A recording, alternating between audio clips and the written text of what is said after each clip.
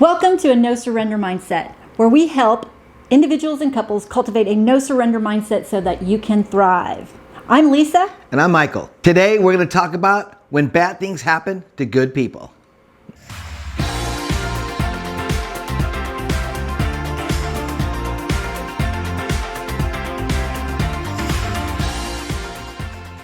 Lisa and I had an incident happen many years ago that put us into a state of, let's say, a very bad place. Both personally, physically, emotionally, financially, maritally, spiritually, you name it, we were in the dumps. And when we were going through that and we were trying to figure things out, we were just trying to make it day in and day out, just focusing on what we can do that was right in front of us. We were sleeping, and about 1:30 a.m. in the morning, we had an intruder. Woke up with a flashlight in my face, and I rolled out of bed and I tacked this flashlight in the middle of the night. Lisa thought I was having a nightmare. When she realized she didn't, she jumped into the fight with me. I was stabbed 9 times on my back, sliced 7 times throughout my body. Lisa was stabbed 3 times and she was bitten twice.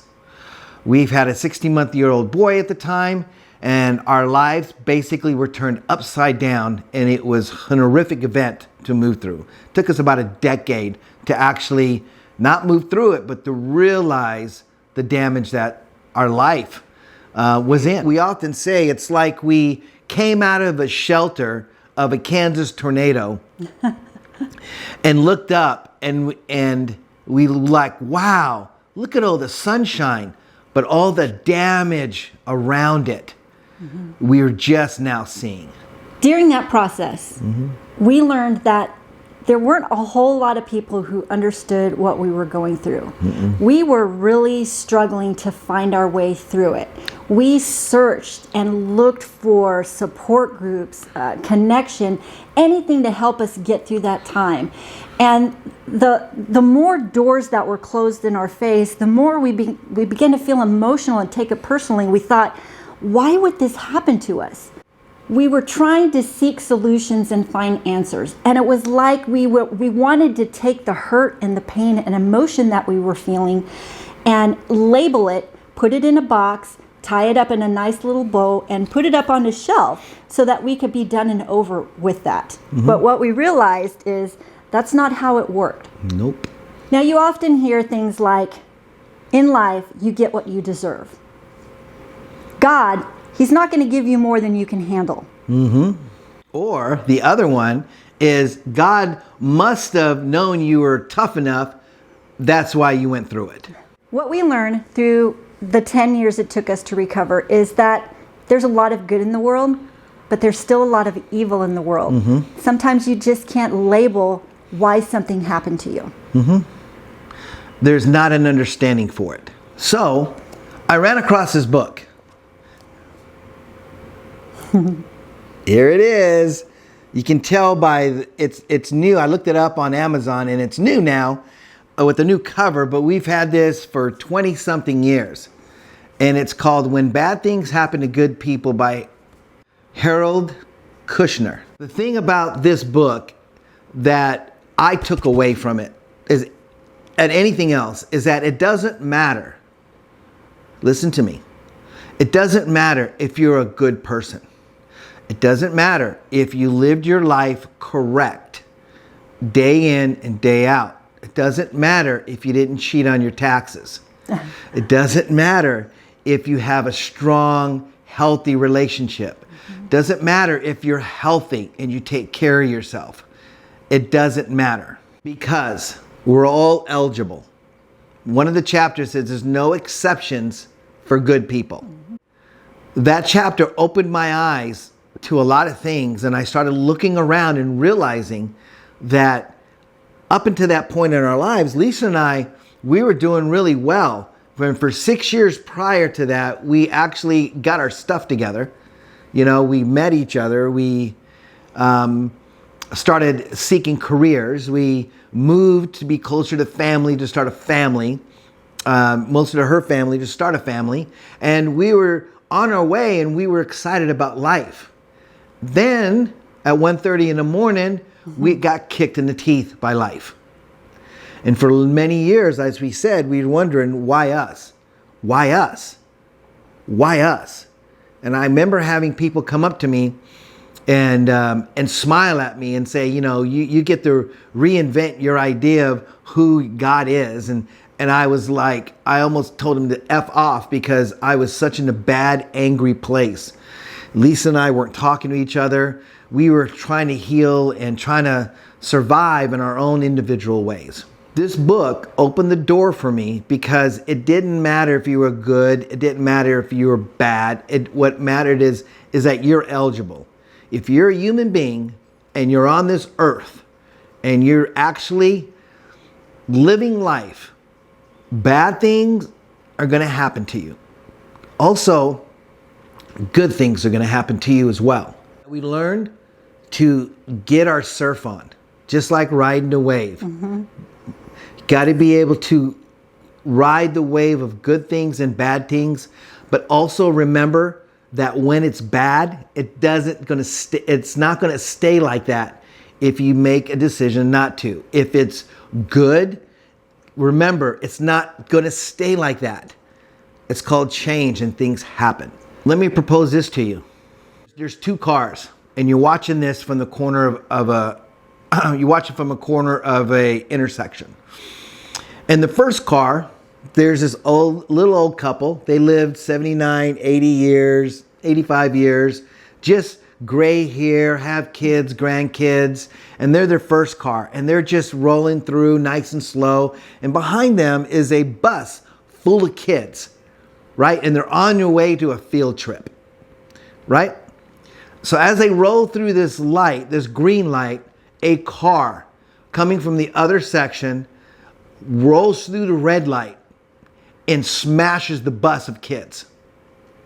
Horrific, right? Some of the kids don't make it. People would look at that and go, my gosh, why didn't they actually hit the older couple? They lived a long life, they have kids, they're coming to the end. Why take the young people's lives? That story I wrestled with for many, many years. And it's because we're eligible. We don't get to choose what good things happen, what bad things happen. But we can choose what we do about it. It is a choice. It's a choice about deciding if you're going to continue to live as the victim, or if you're going to conquer what you went through and learn the lessons that come with that. It took us a long time to appreciate the fact that there is value in learning from suffering. We have learned so much by conquering it and moving through it, and now we get to teach those lessons to other people just like you. See, another thing with choice is that we had a choice of how we were going to get through it, but that individual who came into our house that night, he also had a choice of what he was doing. He chose to have free will. He had free will to come into our home, to attack us, to hurt us, and that is just how life is. Like Mike said, there are good things and there are bad things.